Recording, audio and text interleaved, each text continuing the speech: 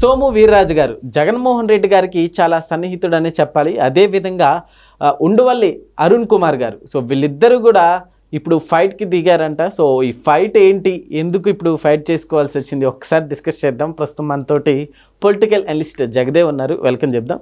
Hello sir. Hi Zakir. Sir, ఇద్దరు స్నేహితులే జగన్మోహన్ రెడ్డి గారికి. ఇప్పుడు ఒకళ్ళు వైసీపీలో ఉంటే ఇంకొకరు బీజేపీలో ఉన్నారు. సో ఏంటి సార్ ఈ ఫైట్? యాక్చువల్గా సోము వీర్రాజు గారు జగన్మోహన్ రెడ్డి గారికి సన్నిహితులు అనే టాక్ కూడా ఉంది. దాంట్లో ఎంతవరకు వాస్తవం నాకు తెలియదు. మేబీ రాజకీయాల పరంగా కాకపోయినా వ్యక్తిగతంగానూ లేదా వ్యాపార పరంగానూ మరో ఇతర కారణాలుగా ఉండొచ్చు. బట్ ఆ టాక్ అయితే బాగానే నడుస్తుంది. ఇకపోతే ఉండవల్లి గారు రాజశేఖర రెడ్డి గారికి బాగా విధేయుడు, కాంగ్రెస్కి బాగా విధేయుడు, కాంగ్రెస్ కుటుంబానికే బాగా విధేయుడుగా ఉండే వ్యక్తి. సార్, ఇప్పుడు సీనియర్ పార్టీలో లేకపోయినప్పటికీ పార్టీలో ఉన్నట్టే కదా సార్? అంటే ఆయన ప్రత్యక్షంగా అయితే ఏ పార్టీలో కూడా లేరు. బట్ ఎవరు ఏం తప్పు చేసినా, ఎవరేం మాట్లాడినా స్వచ్ఛందంగా ప్రెస్ మీట్ పెట్టి మరి ఆయన ముఖాముఖిగా మాట్లాడేసే వ్యక్తిత్వం ఉన్న వ్యక్తి ఉండవల్లి అరుణ్ కుమార్ గారు. అంటే మొదటి నుంచి కూడా మంచి ఇండియన్ పాలిటిక్స్ మీద, లా మీద మంచి గ్రిప్ ఉన్న వ్యక్తి. అయితే మొన్న ఉపరాష్ట్రపతి ఎన్నిక సందర్భంగా ఎన్డీఏ కూటమి మన సిపి రాధాకృష్ణన్ గారిని బలపరిచింది. దానికి అన్ని పార్టీలు కూడా మద్దతు ఇచ్చాయి. ఒక కాంగ్రెసు, ఇండియా కూటమి వేరే జస్టిస్ ఆయన్ని పెట్టుకుంది. సో ఆ జస్టిస్ తెలుగువాడు అయినప్పటికి కూడా ఆయనకి ఎన్డీఏ కూటమి నుంచి ఎవరు సపోర్ట్ ఇవ్వలేదు అనేది ఉండవల్లి అరుణ్ కుమార్ గారు బాధ. జస్టిస్ ఉపరాష్ట్రపతికి ఎన్నికగా నిలబడినప్పుడు, ఇండియా కూటమి బలపరిచినప్పుడు ఆయనకి సపోర్ట్ చేయమనే ఉండవల్లి అరుణ్ కుమార్ గారు ప్రెస్ మీట్ పెట్టి మరీ చెప్పారు. ఎందుకంటే సిపి రాధాకృష్ణన్ ఎన్డీఏ కూటమి బలపరుస్తుంది కాబట్టి ఆయన ఖచ్చితంగా ఆర్ఎస్ఎస్ వ్యక్తి, ఆర్ఎస్ఎస్ భావజాలం ఉన్న వ్యక్తి అన్నట్టుగా మాట్లాడారు. బట్ అది ఆయన అభిప్రాయం. బట్ ఆర్ఎస్ఎస్ వల్ల రాష్ట్రంలో, దేశంలో ఎంతోమంది కుటుంబాలను విడిచిపెట్టి దేశం కోసం ప్రాణాలు అర్పించే వాళ్ళు కూడా ఉన్నారు. ఈవెన్ కరోనా టైంలో కూడా రాష్ట్రీయ స్వయం సేవక్ కార్యకర్తలు కరోనా బారిన పడిన వాళ్ళకి సేవలు చేసే భాగంగా వాళ్ళు కూడా కరోనా వచ్చి మరణించిన వాళ్ళు కూడా ఉన్నారు. వీరమరణం పొందారనే చెప్పాలి. అట్లాంటి ఆర్ఎస్ఎస్కి మీద ఈయనకెందుకో మంచి అభిప్రాయం లేదు ఉండవల్లి అరుణ్ కుమార్ గారు. అది ఆయన ఇష్టం. సో బీజేపీ ఎమ్మెల్సీగా ఉన్న సోము వీర్రాజు గారు మరి ఆర్ఎస్ఎస్ బీజేపీ ఒకటే అనే భావజాలంలో రుద్దుతూ ఉన్నప్పుడు ఖచ్చితంగా ఈయన కౌంటర్ అటాక్ ఇస్తాడు. అసలు ఆర్ఎస్ఎస్ గురించి మీకు ఏం తెలుసు, ఏం తెలిసే మీరు మాట్లాడుతున్నారు? ఇప్పటివరకు ఆర్ఎస్ఎస్ చేసిన మంచి పనులు మీరు చూడలేదా? లేదంటే ఆర్ఎస్ఎస్ అంటే ఎంతసేపు మీరు కాంగ్రెస్కి చెందిన వ్యక్తి కాబట్టి, కాంగ్రెస్ అభిమాని కాబట్టి ఆర్ఎస్ఎస్ని ద్వేషిస్తున్నారా? ఎమర్జెన్సీ టైంలో కూడా చాలామంది ఆర్ఎస్ఎస్ కార్యకర్తలు ఇబ్బందులు పడ్డారు. వాళ్ళ వల్ల కొంతమంది కాపాడబడ్డారు. ఎంతో చేసింది ఆర్ఎస్ఎస్. ఈ రోజుకి కూడా చేస్తుంది. మొన్న రీసెంట్గా ప్రధానమంత్రి గారు కూడా ఆర్ఎస్ఎస్ సంఘ్ పరివార్ చాలక్ ఎవరైతే మోహన్ భాగవత్ గారు ఉన్నారో ఆయన జన్మదిన సందర్భంగా ఒక వ్యాసమే రాశారు ఆయన, ప్రధాని నరేంద్ర మోదీ గారు. ఇంకెవరో కాదు. అంటే ఆర్ఎస్ఎస్ యొక్క గొప్పతనం అనేది చాలామందికి తెలియకపోవచ్చు. అది వాళ్ళ ఇష్టం, వాళ్ళ విజ్ఞతకి వదిలేస్తున్నా. ఎక్కడ కూడా ఏ ఇబ్బందులు కలిగినా, ఏం జరిగినా వాళ్ళు ఎలా చేయాలి, దేశం కోసం కుటుంబాలను వదిలేసి, కుటుంబం యొక్క ప్రేమలు, ఆప్యాయతలు, అభిమానాలకు దూరంగా ఉంటూ ఈ రాష్ట్రీయ స్వయం సేవ కోసం సేవలు చేయడం అనేది చిన్న విషయం కాదు. సొసైటీ కోసం, భారతమాత కోసం, ఇండియా కోసం పాటుపడతారు వాళ్ళు.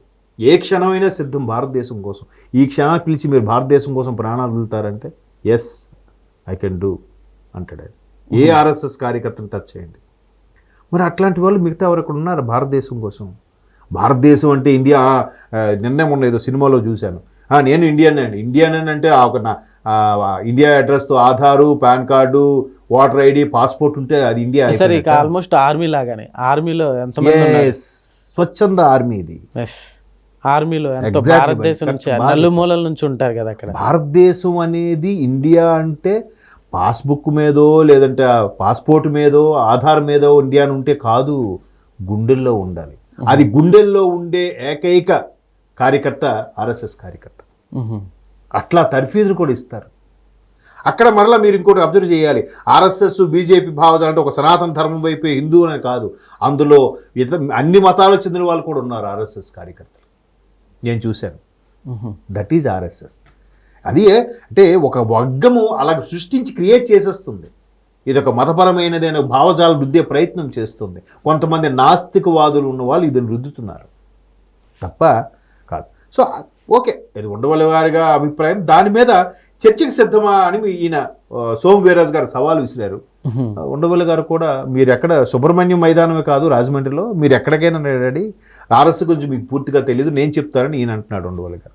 చూద్దాం, ఇది ఒక విధంగా ఇట్లాంటివి చర్చకి మీడియా పరంగా చర్చించుకున్నా కూడా మంచిదేగా, ఎవరి సత్తా ఏంటో తెలుస్తుందిగా. ఆర్ఎస్ఎస్ వల్ల పలానా నష్టపోయారు, ఆర్ఎస్ఎస్ వల్ల పలానా ఇది జరిగింది, ఆర్ఎస్ఎస్ వల్ల పలానా కూలిపోయిందని ఎప్పుడైనా మీరు చదివారా? లేదే. ఎంతమంది ఉపయోగపడ్డారంటే వాళ్ళు పబ్లిసిటీ చేసుకోరు, యాడ్లు వేసుకోరు, మేము అది చేసాం ఇది చేసాం. చిన్న అన్నదానాలు చేస్తేనే పెద్ద పెద్ద హోర్డింగ్లు బోర్డులు పెట్టేసే ఇప్పటి తరుణంలో సోషల్ మీడియాను కూడా ఎక్కడ వాడుకోరు వాళ్ళు. అఫ్ కోర్స్ దాని మీద అభిమానం ఉన్న వాళ్ళు ఆ ఆర్ఎస్ఎస్ పరంగా ఎవరెవరైతే వాళ్ళు బలిదానాలు అయ్యి దేశం కోసం త్యాగం చేశారో వాళ్ళు పోస్టులు వాట్సాప్లో పెడుతున్నారు. ఎవరు? ఆర్ఎస్ఎస్ మీద అభిమానం ఉన్నవాళ్ళు. వాళ్ళు చేయరు పబ్లిసిటీ. అంటే నేను నా మిత్రుడు కూడా ఒక జోన్కి చాలకగా ఉన్నాడు, ఆయన సంఘ పరివారికి. అంటే వాళ్ళు నిజంగా మ్యారేజ్ కూడా చేసుకోలేదు, మీరు నమ్ముతారా? దానికోసం మ్యారేజ్ కూడా చేసుకోకుండా మీరు ఉంటారా? మీరు నేను ఉండగలమా? నేను అసలు ఉండలేను సార్. కదా, ఆబ్వియస్. ఒకసారి డీప్గా ఆలోచించిన ఏముందిలే బొంగు పని, అందులో ఏమిటి జీతాలు ఇస్తారా? లేదా రాజకీయ పార్టీలకు ఫండ్స్ ఏమైనా వస్తాయా? కాదే. స్వచ్ఛందంగా సేవకి అంకితమై భరతమాతకి అంకితమై అందులోకి వస్తారు. ఒక్కసారి ఆలోచించండి డీప్గా. నోబడి 100లో 1000లో ఒకడు అంకితం అవుతాడేమో. కాబట్టి అంటే సుమారుగా ఇది ఒక 75 సంవత్సరాలుగా నడుస్తుంది వ్యవహారం. నిజంగా ఇంకా నెక్స్ట్ ఇయర్ 75 సంవత్సరాలు కూడా ఇది అవ్వబోతుంది. అదే ప్రధానమంత్రి వ్యాసం కూడా రాశారు ఆర్ఎస్ఎస్ గురించి. అంటే ఎంతసేపు మీరు అబ్జర్వ్ చేయండి, ఆర్ఎస్ఎస్ నుంచి ద్వారా వెళ్ళి బీజేపీలో ఉండే కీలకమైన నాయకులు కూడా సాధారణ జీవితం గడిపారు తప్ప ఎవరు కోట్లు వెనకేసి స్కాములు చేయలే. ఆయన పారేకర్ చనిపోయాడు, మహానుభావుడు, గోవా ముఖ్యమంత్రిగా చేశాడు, కేంద్ర మంత్రిగా కూడా చేశాడు, రక్షణ మంత్రిగా కూడా చేశాడు. ఎంత సింపుల్ లైఫ్ అంటే ఒక్క పేరు చెప్పాను ఎగ్జాంపుల్, చాలామంది ఉన్నారు అలాగా. ఓకే. కాబట్టి సరే, అది ఉండవల్లి గారికి ఆ చర్చకి ఈయన కూడా సిద్ధమన్నాడు. అటువంటి చర్చలు జరిగితే బాగుంటుంది. ఎవరు సత్తా ఏంటో, ఎవరి గొప్పతనం ఏంటో తెలుస్తుంది.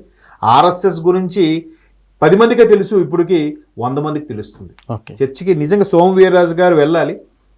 చూద్దాం మరి, ఉండవల్లి గారి మాటలకి బ్రేక్ వేసేలాగా ఈయన మాట్లాడగలిగితే ఖచ్చితంగా బాగుంటుంది. Okay sir, thank you.